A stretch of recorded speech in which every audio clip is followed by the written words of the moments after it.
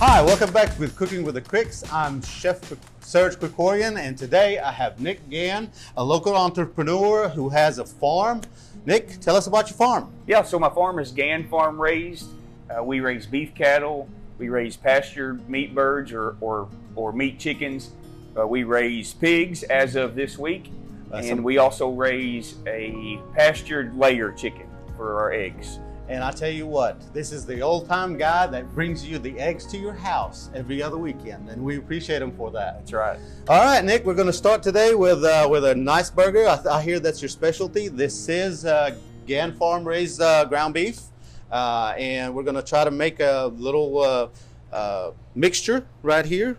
And I got some onion powder, I got some garlic powder, and a little bit of kosher salt. I'm adding a little bit of coriander in here, Nick. A little bit of what? Coriander. It really gives you a different flavor. Can I smell that? Absolutely. Go ahead. What do you? Yep. A little bit of garlic. I'm sorry. A little bit of black pepper. And you like spicy? Sure. There we go. Quite a bit of red pepper flakes, and I'm going to stir that That looks up. like the stuff you would put on pizza. Remember at Pizza Hut? Oh, it is, man. Those days are, yeah. I had some great pizza this weekend. As a matter of fact, we went to a local pizza shop that just opened up, and man, I tell you what, it was delicious. Ground beef, adding a little bit of Worcestershire right here. It's about a pound, Nick, and what I'm going to do is go ahead and add 2 teaspoons of my mixture, and you're going to have to mix it up real well. Hold on. We just made all of that for 2 tablespoons? Well, what you do is that's exactly what I did this for, because you know what? You put it in a tight container and you put it in your pantry, and guess what? Next time you need any kind of burgers, you got this. You can use it on burgers. You can also use it on chicken anytime you're grilling. Man, this is a really great spice to use. So you can Yep. seal that up. Multi-uses, that's what I'm talking about. Perfect. And after you do, we've mixed it up real well, and once you mix it up, we're going to go ahead and show you that this is what it's going to look like. We're making a steak burger instead of a regular burger, and you can see you can take those the paper real easily, because I went ahead and go ahead and put a little spray on the pan. So this is long because we're going to use a different kind of bun, right? That's exactly right. We're using a long bun. You got a little bit of oil, and you know what? The beef is very lean. And you need to tell us why it's a little bit leaner. Well, this is a grass-fed beef, and so they put on fat a lot slower than a grain-fed beef. Let's go ahead and put it on there then. I know a lot of people tell you not to put a weight on there, and there's a different reasons why. The reason why I put it on there, because guess what? It cooks a lot evenly. I heated this metal real well, so that not only it's getting the heat from the bottom, it's also getting it from the top, and it doesn't shrink it much. And Nick, tell us a little bit more about your beef. I'm sorry, go ahead. Back up. So when you say weight, like how much? Holy cow! Yeah, it weighs about a pound. That is a weight. And it's not too heavy where it's going to make all the juices come out. And as you can see, it's not giving out any juices, but it's heavy enough for it not to shrink. And it also gives it, it's already cooking on the top part as well.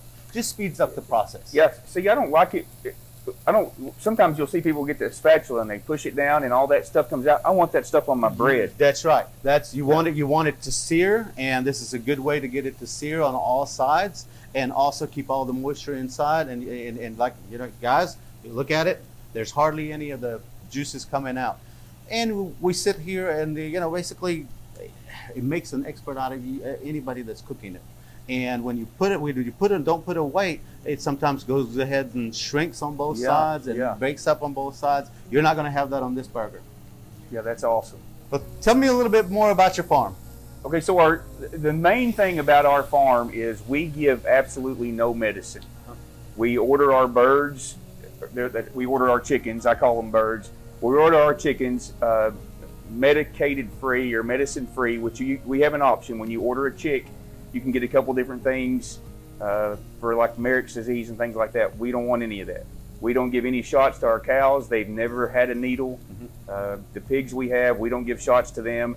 The way we treat our animals, for one, they're stress-free, which stress is the #1 cause for sickness in not only humans but also in animals. And so we are very calm with our animals. We don't push them. You know, you don't see us out there hollering at them, and so they don't get sick.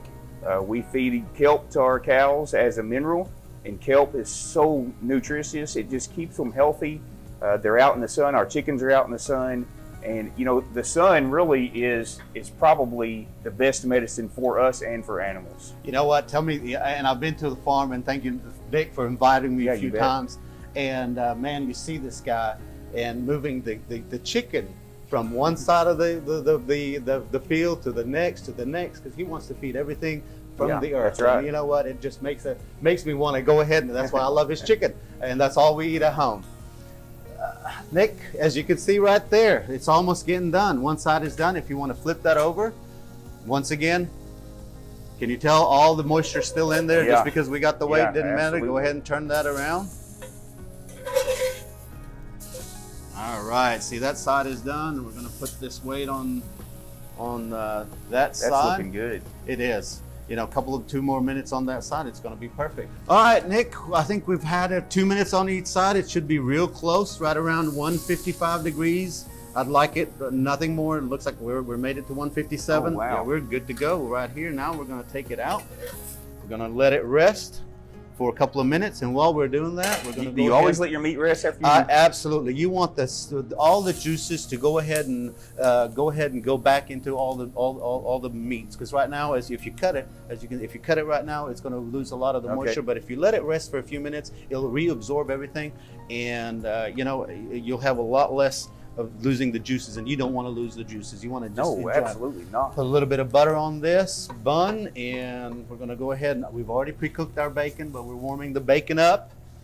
And again, this is where the weight will be a real good thing, because if you put it on there, this bun will be done in 3 seconds. All right, Nick, we are ready to assemble. As you can see, it lost very little juices. We put that one, and it's perfect size, it looks like.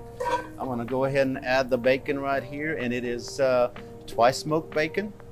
And we got, you want some tomatoes on there? Absolutely. And that's a Cherokee? Yes, sir, it is. And we got that a couple of days ago. And I'm gonna add a little bit of bell peppers on here. Go ahead and add your cheese next. And by the time we eat it, guess what? It's going to be. So why are you putting? A lot of people would put that, including me, would put that cheese right on top of that meat. You know, it really is a personal preference, and you know, some people like it that way. Some people, and you know what? We forgot. You like a little bit of barbecue sauce. This has got a little bit of honey, and it's got a little bit of chipotle. It's not very spicy. You make that? I make that, yes, sir. And all you do is just tomatoes, and now. And guess what? We're going to have a little trouble right here, so we're going to cut it. Go ahead. And guess what? Now you turn it around. Oh, yeah. Absolutely.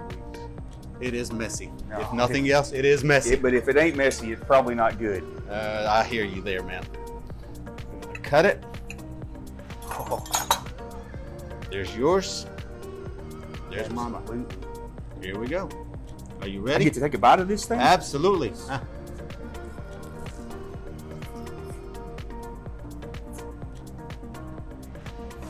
Okay, you're messier than I am. This is what it looks like, guys. Perfect medium.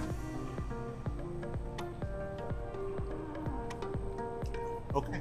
Man, that's good. Oh, I'm glad you enjoyed it, man. Even with those goofy peppers. Peppers. I know you didn't like peppers, but hey, goofy or not, they make it better. You know what, folks? When they tell you it's farm raised, when he's telling you that it really tastes really good, I promise you, this is the beef and not my spices that made it so good. Really? We have a good website. It's GannFarmRaised.com. You can go on there, and there's it kind of tells you about how we farm. There's a product list on there, and then there's also an order form. And when they submit that order form, it comes directly to me. I get it. I get in touch with them. It works great.